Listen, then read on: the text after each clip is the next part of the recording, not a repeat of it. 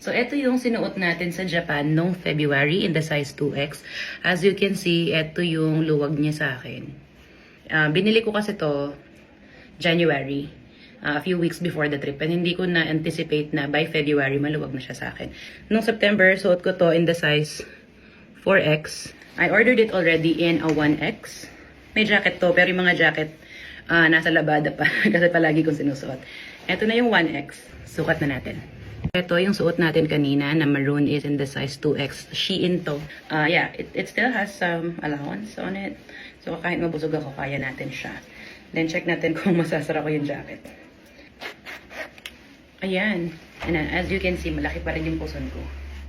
Talaga. But that's okay. We're still on our Bella Slim journey.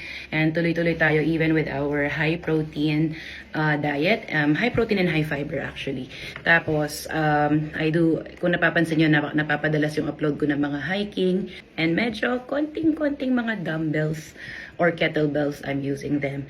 I'm thinking of boxing. Hindi ko lang sure kung kakayanin ko. Pero anyway, actually, napakaraming mga sobrang pumayat na with Bella Slim lang, hindi rin naman nag-workout. Pero for me, since sobrang laki na ng weight na nawala sa akin, parang 32 kilos na. So, pagka ganun nakalaki yung weight na nawala sa'yo, dapat nagbibuild ka na ng muscle. And kung nahihirapan kayo sa idea ng pagbibuild ng muscle and yung pagkikeep ng inyong protein goals, sa Belus, they also have a dietitian and a coach. Kaya pwede kayong mag-consult and they have an in-house nurse.